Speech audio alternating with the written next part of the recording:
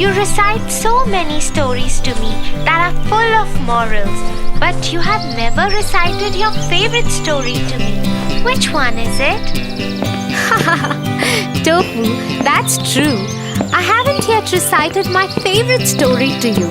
Would you want to listen to one of my favorite stories?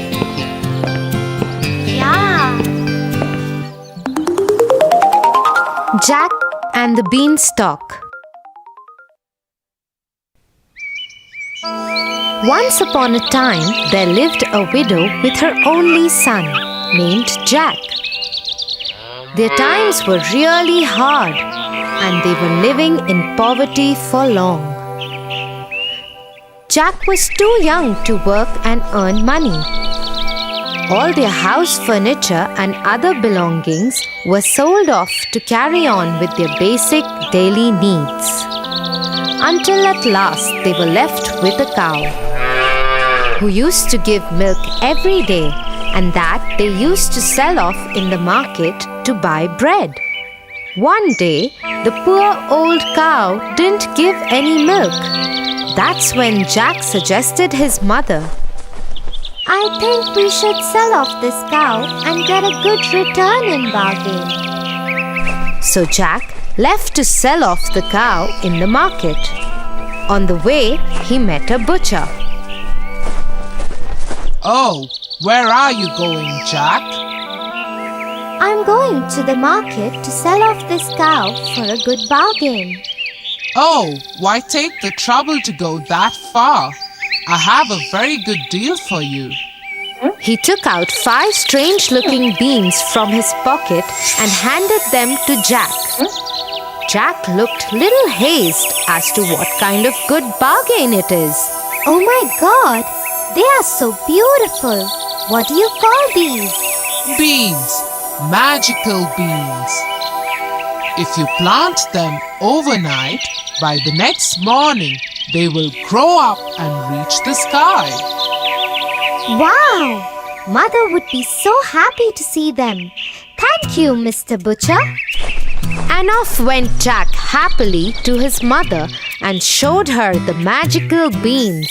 But to his disappointment, she only got angry at him and shouted, Off you go to bed right away. She threw the beans outside the kitchen window and into the backyard and went off to her bed, crying and weeping. The next morning, when Jack woke up, he saw outside his window, and to his surprise, he saw a great beanstalk reaching up to the sky. Oh my God! This beanstalk is so huge! I need to climb this up to see where it leads to. He climbed up and up and up till his home looked a mere spot on the ground. At last, the stalk ended and Jack found himself in a completely different place. But suddenly, a beautiful lady appeared and said, Hello, Jack. You don't know me, but I know you and everything about you. The castle you see there belongs to a giant who stole all your father's money and killed him. Your mother had kept this secret from you to protect you. He owes you, Jack. The lady disappeared in thin air. Jack kept standing there and thinking, He surely owes me and my family. Far away, where the road ended, he could see a huge castle. He went up to the castle and knocked on the huge door. A giant woman opened the door. She looked scary and howled at Jack. What do you want? If you please, ma'am, would you kindly give me some breakfast? I haven't eaten anything since yesterday. The giant woman, though looked cruel and ugly, had a kind heart and offered Jack a huge plate of English breakfast, but warned him, You must finish quickly before my giant husband comes back and eats you. Then suddenly there was a huge knock on the door, and the wife picked up Jack and hid him in a huge empty kettle. As the door opened, the giant entered and roared. Fee, fee, fo, fum. I smell the blood of an Englishman. Be he alive or be he dead, I'll grind his bones to make my bread. Nonsense! You're mistaken. It's the ox hide you smell. So he sat down at the table and ate the ox that his wife had served him as breakfast. After he finished, he asked his wife, Get me my money bags.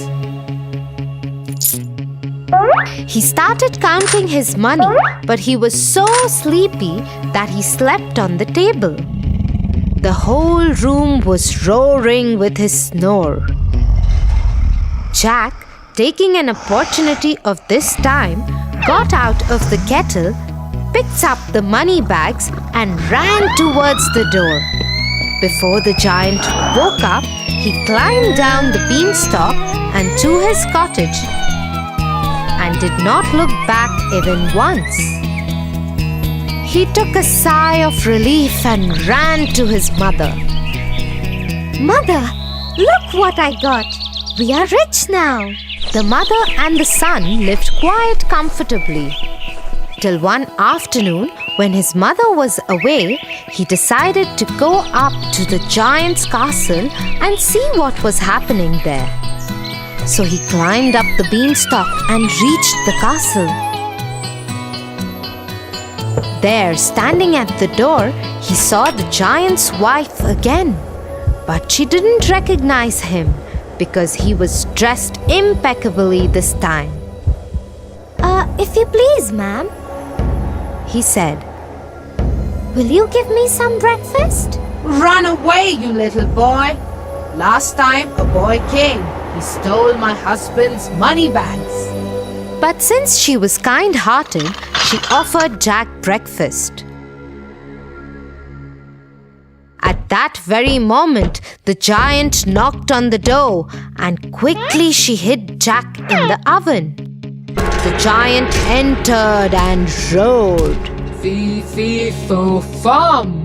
I smell the blood of an Englishman. Be he alive or be he dead, I'll grind his bones to make my bread. But the giant's wife once again assured him that he is mistaken and offered him his huge breakfast to eat. After eating his food, he asked his wife, Get me my golden hen. The wife got the hen and the giant roared in his voice. Lay!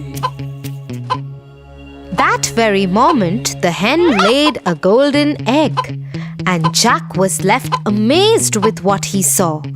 No sooner he saw the giant slipping into his deep sleep, and once again he came out of the oven, picked up the hen, and ran for the door. In the meanwhile, the hen began to cackle. The voice made the giant move a little, but he kept sleeping. Jack climbed down the stalk and went straight to his mother and gave her the golden hen. The mother and the boy were so rich that they had money greater than even what they could spend. One day, he was sitting idle. The thought of the beanstalk crossed his mind again, and he decided to climb it.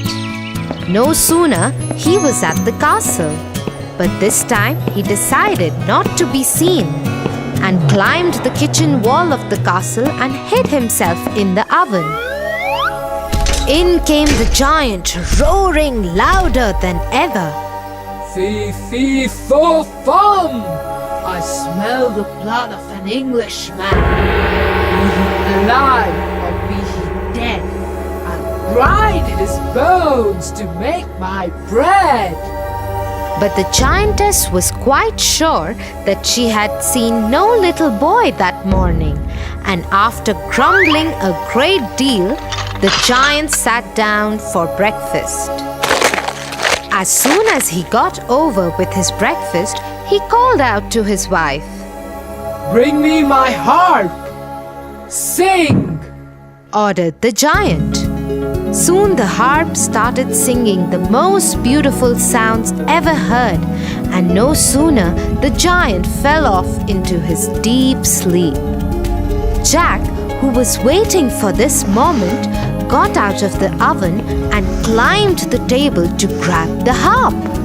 But as soon as he started running off with it, the harp started shouting, Master! Master! The giant woke up just in time to catch the sight of Jack running out of the kitchen door. With a fearful roar, he saw Jack running with the harp and dashed after him. Little Jack ran as fast as he could, while holding the harp tightly in his hands. The giant, taking terribly long strides, gained on Jack, and he would have been caught if Giant had not slipped over a boulder. Before he could pick himself up, Jack began to climb down the beanstalk, and when the giant arrived at the edge, he was nearly halfway to the cottage. The giant began to climb down too, but as soon as Jack saw him coming, he called out, Mother, bring an axe! The widow hurried out with the chopper. Jack had no sooner reached the ground than he cut the beanstalk right in two.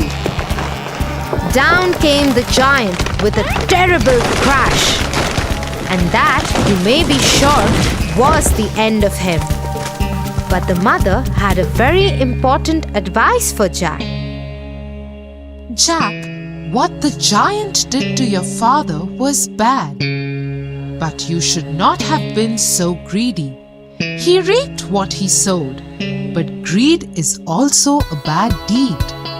Jack agreed to his mother and promised to never be greedy again, and they lived happily ever after. Wow, Tia, that was such an adventurous story. Yeah, Tofu, and do you know why it was my favorite story? No? Tell me? The story was about a brave boy who wanted to fight against poverty, and in a way, he got a chance to take revenge of his father too. But in the process, he forgot that harming the giant again and again was not ethical, and stealing from the giant's house was also against his morals. Oh, that's quite a heavy thought for my little brain. Ha ha ha! Let's go. We are late for dinner. Mom must be waiting. For your favorite rhymes, stories, and more, join Kids Hut family. Subscribe here.